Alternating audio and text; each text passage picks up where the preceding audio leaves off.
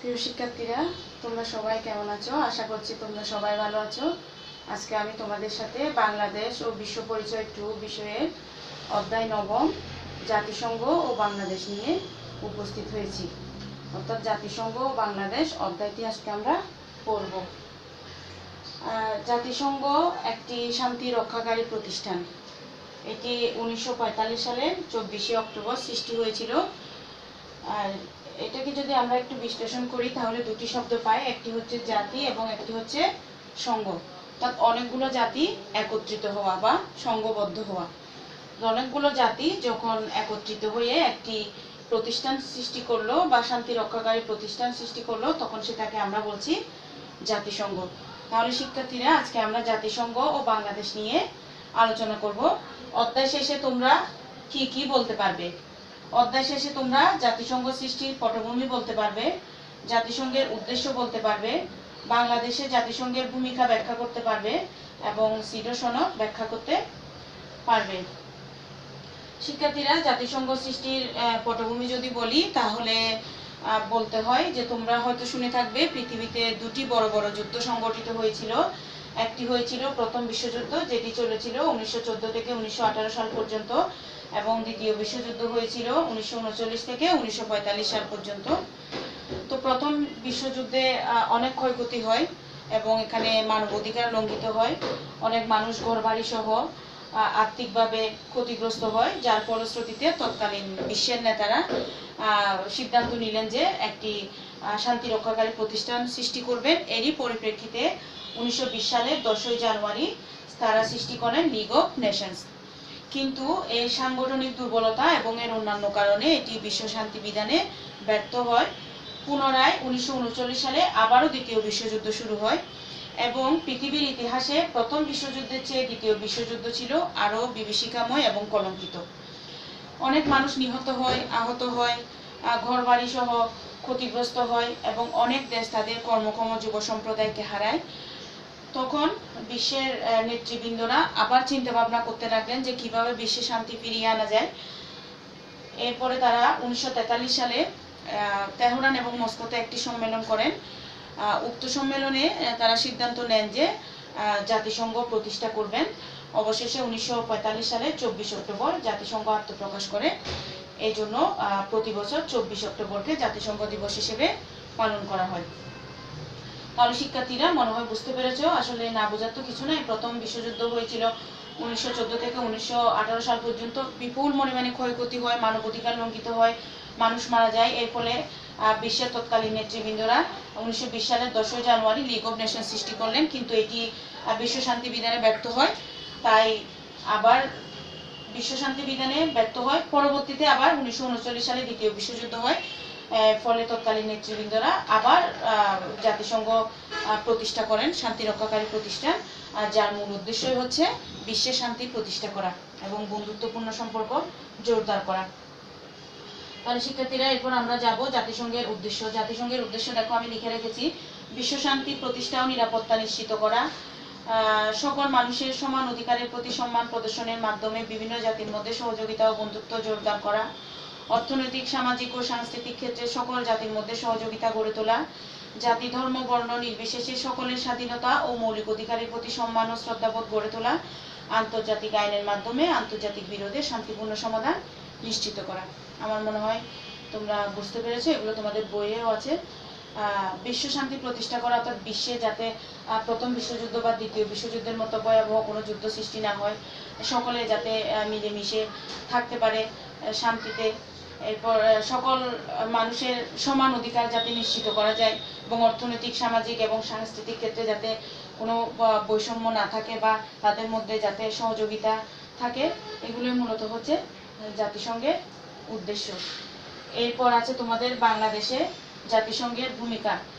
শিক্ষার্থীরা, বাংলাদেশ জাতিসংঘের 136তম সদস্য এবং 1974 সালে বাংলাদেশ জাতিসংঘের সদস্যপদ লাভ করে এবং বিশ্বের 193টি দেশ জাতিসংঘের সদস্য দেশ এবং বিশ্বের যে কোনো স্বাধীন দেশ জাতিসংঘের সদস্য হতে পারবে। তাহলে বাংলাদেশে জাতিসংঘের যে ভূমিকা রয়েছে বা কার্যক্রম রয়েছে, আমরা জানি যে জাতিসংঘের 8টি অঙ্গ সংস্থা শুরু থেকেই বাংলাদেশের হয়ে কাজ করছে।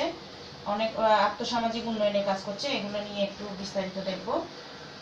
দেখো, প্রথমে আছে হচ্ছে ইউএনডিপি,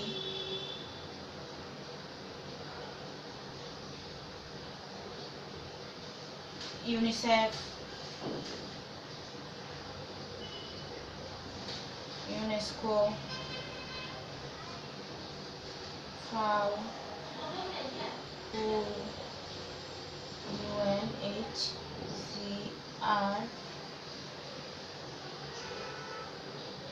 ইউনিফেম এবং UNFPA। শিক্ষার্থীরা, জাতিসংঘের এই অঙ্গ সংস্থাগুলো বাংলাদেশে কাজ করছে শুরু থেকে। প্রথমে আছে ইউএনডিপি। এখানে বলে রাখি, ইউএন মানে হচ্ছে ইউনাইটেড নেশনস, অর্থাৎ জাতিসংঘের ইংরেজি নাম হচ্ছে ইউনাইটেড নেশনস। তাহলে ইউএনডিপি এর ফুল ফর্ম কি হলো? United Nations Development Programme. এটি বাংলাদেশের দারিদ্র দূরীকরণ এবং আর্থসামাজিক উন্নয়নে কাজ করছে এবং বর্তমানে এটি টেকসই উন্নয়নের 17টি লক্ষ্যমাত্রা অর্জনের জন্য কাজ করছে। পরে আছে ইউনিসেফ, অর্থাৎ United Nations international children emergency fund, জাতিসংঘ শিশু তহবিল। এটি মূলত শিশুদের সুবিধাবঞ্চিত শিশুদের মৌলিক অধিকার নিশ্চিত করার জন্য কাজ করছে বিশেষ করে, এবং এটি শিক্ষা এবং চিকিৎসা ক্ষেত্রে অনেক জোর দেওয়া হচ্ছে। এই সংস্থাটি অনেক জোর দিচ্ছে। এরপর আছে UNESCO, United Nations Educational Scientific Cultural Organisation, অর্থাৎ এডুকেশন সায়েন্স কালচার, জাতিসংঘের শিক্ষা বিজ্ঞান এবং সংস্কৃতি বিষয়ক সংস্থা। এটি বাংলাদেশের শিক্ষা বিজ্ঞান এবং সংস্কৃতি উন্নয়নের লক্ষ্যে কাজ করছে। এরপর আছে ফাও, ফুড অ্যান্ড এগ্রিকালচার অর্গানাইজেশন, খাদ্য এবং কৃষি সংস্থা। বাংলাদেশের বিপুল জনগোষ্ঠীর খাদ্য নিশ্চিত করা এবং কৃষি সম্প্রসারণের উন্নয়নের লক্ষ্যে এটি কাজ করে যাচ্ছে। হু, ওয়ার্ল্ড হেলথ অর্গানাইজেশন, বিশ্ব স্বাস্থ্য সংস্থা। এটি সেবা খাত নিশ্চিত করার জন্য, জনগণের সেবা খাত নিশ্চিত করার লক্ষ্যে এটি কাজ করছে, বিশেষ করে শিশুদের বিভিন্ন টিকা এবং পোলিও নিবারণের জন্য বিভিন্ন ওষুধ সরবরাহ করছে সংস্থাটি। এরপর আছে UNHCR, United Nations High Commissioner for Refugees, অর্থাৎ জাতিসংঘের উদ্বাস্তু বিষয়ক হাই কমিশনারের কার্যালয়। রিফিউজি শব্দের অর্থ হলো শরণার্থী। তোমরা এটা বুঝতে পারবে, বাংলাদেশ এবং মায়ানমারের যে ইস্যুটা রয়েছে সেটার মধ্যে মধ্যস্থতা করার জন্য এই কার্যালয়টি কাজ করছে এবং বিশেষ করে এই বিপুল শরণার্থীর খরচ, তাদের দেখভাল করার যে দায়িত্ব পুরাটাই বহন করছে এই কার্যালয়টি। এরপর আছে UNIFEM, United Nations development fund for women, অর্থাৎ জাতিসংঘের নারী উন্নয়ন তহবিল। নারী উন্নয়ন তহবিল মানে এটা নারীদের উন্নয়নের লক্ষ্যে কাজ করছে, সব ধরনের উন্নয়ন, বিশেষ করে নারীর অধিকার এবং নারীদের বিভিন্ন কর্মসংস্থানের সাথে যুক্ত করার লক্ষ্যে এটি কাজ করছে। এবং পরবর্তীতে আছে UNFPA, যেটা হচ্ছে United Nations fund for population activities, অর্থাৎ জাতিসংঘের জনসংখ্যা কার্যক্রম তহবিল। এটা বাংলাদেশের জনসংখ্যা পরিস্থিতি উন্নয়নের লক্ষ্যে কাজ করে যাচ্ছে। তাহলে এরপরে আসো তোমরা সিডো। সিডো একটি সনদ। এটা এই সনদটি হচ্ছে নারীর অধিকারের বিষয়ে, অর্থাৎ নারীর প্রতি যে বৈষম্য সেটা দূরীকরণের জন্য সনদ। এর ফুল ফর্ম হচ্ছে convention on the elimination of all forms of discrimination against women, অর্থাৎ নারীর প্রতি সকল প্রকার বৈষম্য বিলোপ সনদ। এটি বলা হয়ে থাকে যে এটার সিডো নারীর অধিকারের পূর্ণাঙ্গ দলিল। এটা 1979 সালে জাতিসংঘের সাধারণ পরিষদে গৃহীত হয় এবং 20টি দেশ সমর্থন করার পরে 1981 সালে এটি কার্যকর হয়। এই সিডো সনদটি মূলত নারী এবং পুরুষের সমতার নীতির উপর ভিত্তি করে তৈরি করা হয়। এই সনদটিতে স্বীকার করা হয় যে বিভিন্ন দেশে আইনগতভাবে নারীদের অধিকার থাকলেও বৈষম্য রয়েছে এবং অর্থনৈতিক এবং সামাজিক ক্ষেত্রে নারীর প্রবেশ অধিকার খর্ব করার মাধ্যমে তা করা হয়ে থাকে। এবং এই সিডো সনদের 30টি ধারা আছে। প্রথম 16টি ধারায় নারীর প্রতি কি কি বৈষম্য রয়েছে তার বিশ্লেষণ করা হয়েছে এবং পরের 14টি ধারায় এই বৈষম্যগুলো কিভাবে দূর করা যায় তার ব্যাখ্যা রয়েছে। তাহলে শিক্ষার্থীরা, তোমরা মনে হয় বুঝতে পেরেছো, সিডো একটি সনদ, এটা নারীর অধিকারের পূর্ণাঙ্গ দলিল, অর্থাৎ নারীর প্রতি বৈষম্য দূরীকরণের সনদ বলা যায়। আর এই জাতিসংঘ এবং বাংলাদেশ অধ্যায়টি পড়ে আমার মনে হয় তোমরা বুঝতে পেরেছো, জাতিসংঘের সৃষ্টির পটভূমিও তোমরা বলতে পারবে। আশা করছি জাতিসংঘের উদ্দেশ্য তোমরা বলতে পারবে এবং বাংলাদেশের জাতিসংঘের ভূমিকা বা যে অঙ্গ সংস্থাগুলোর কার্যক্রম রয়েছে সেগুলো ব্যাখ্যা করতে পারবে এবং সিনো সনদ সম্পর্কেও তোমরা ব্যাখ্যা করতে পারবে। তাহলে শিক্ষার্থীরা আজকে এই পর্যন্ত। তোমরা সবাই ভালো থাকবে, সুস্থ থাকবে।